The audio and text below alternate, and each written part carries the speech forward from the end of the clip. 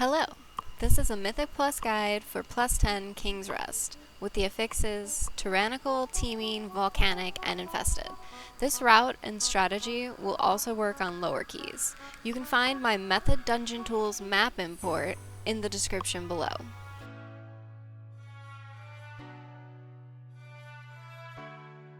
Start by pulling the animated guardian on the right. Avoid his frontal cone ability, Suppression Slam. This will one-shot you on higher difficulties. The closer you are, the easier it is to dodge. The Infested Mob has the same abilities as the first one, except upon death it spawns 2 adds of Gahoon. Kill them before engaging the next pack. The minions of Zul can be dealt with in 2 ways, by mass dispelling or purging, or by slowing and rooting them and DPSing them down. How you handle them will be entirely dependent on your composition, but both ways are effective. If they reach their fixated target, they will be feared. Keep an eye on which way this last pack is facing. You don't want to die to an unexpected Suppression Slam. Speaking from personal experience, it can be pretty embarrassing.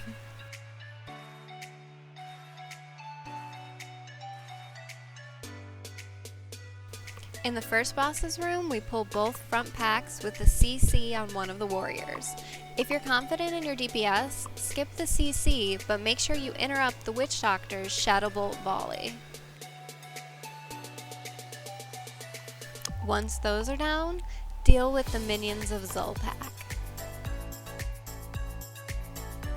For the adds in the back, we pull them one group at a time while utilizing CC on at least one mob. Once all adds are dead, we head back to the gong area before engaging the boss.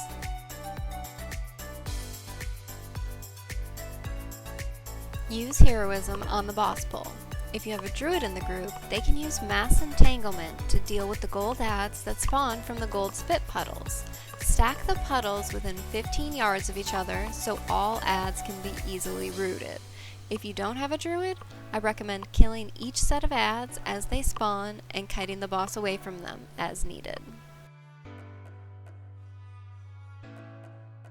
This next room can become tricky because of the infested mobs. We had our tank hold onto Queen Patla while the DPS and healer dealt with the raptors. These raptors will jump and cast Hunting Leap, a frontal ability. All you have to do is dodge this and don't be near where your tank is holding the queen. Avoid standing in the purple pools from the queen's Dark Shot ability. In the next group, King Tamajali will be infested, so your tank should kite him away while the DPS deal with Queen Wasi. She will cast Seduction on a random non-tank player. This will last 30 seconds if it's not dispelled. If you don't have a dispel, you should CC the player, as DPSing them will not break the Seduction. When the third pack becomes active, focus down Seneschal Umbara and interrupt his Induce Regeneration ability. Use stuns on the guard captain to lessen the damage the group takes from his Axe Barrage.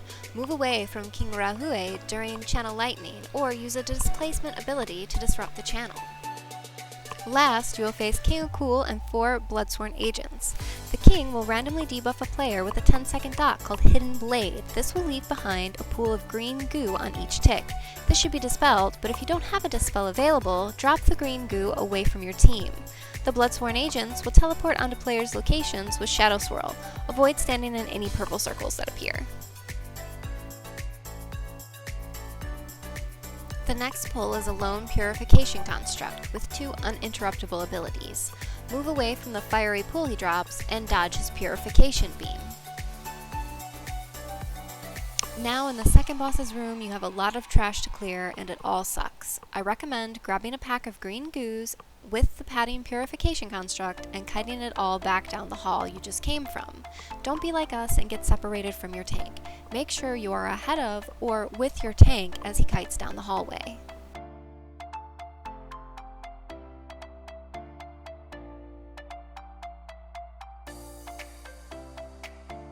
The second boss is pretty easy.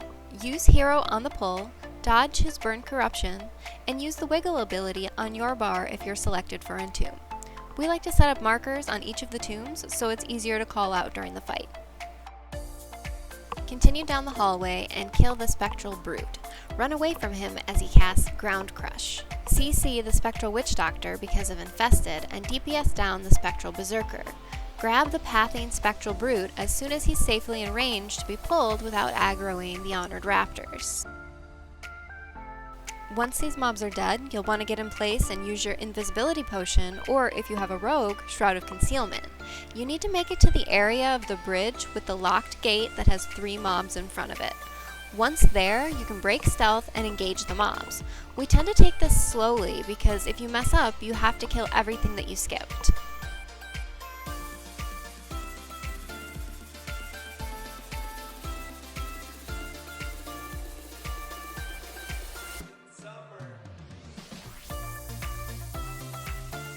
The third boss is a council-style fight where you fight one boss after the other with occasional appearances from defeated bosses using their special ability.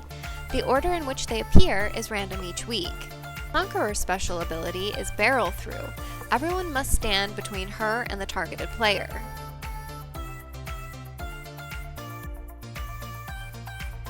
The Wise's special ability is Call of the Elements, which summons 4 totems. The kill order for these totems is Explosive, Thundering, Torrent, and Earthwall.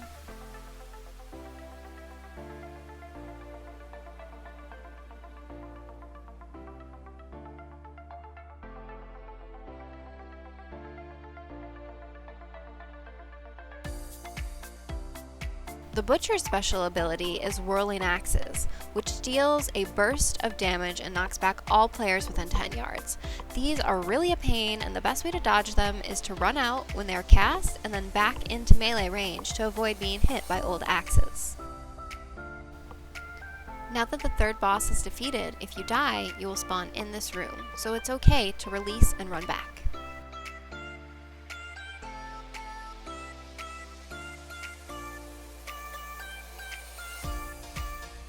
The last trash mob you'll fight is the Shadow of Zul, and he's a big jerk.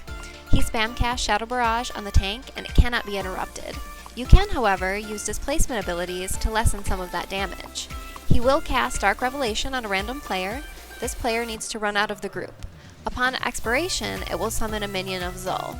There will also be a pool of darkness that spawns, and a single player needs to stand in this to stop the ticking damage on the group.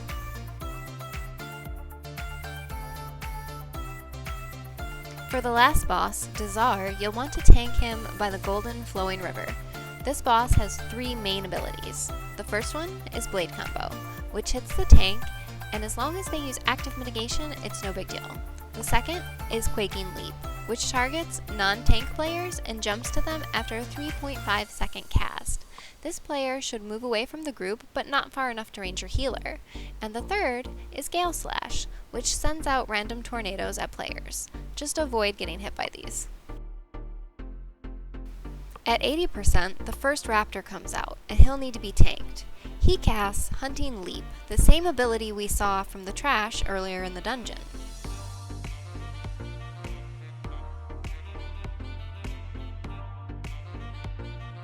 At 60%, the second raptor comes out, and this is where you'll want to use Hero because he does an uninterruptible and unavoidable 2-second fear until he dies.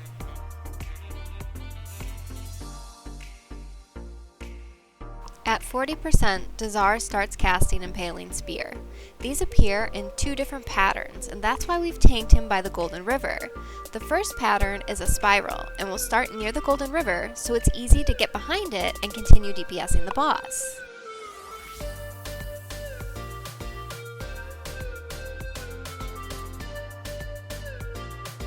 The second pattern is more conal, and you'll have to DPS on the run until the boss is dead.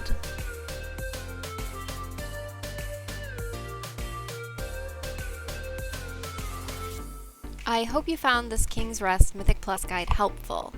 If you have any tips for this dungeon, let me know in the comments below. Okay, bye!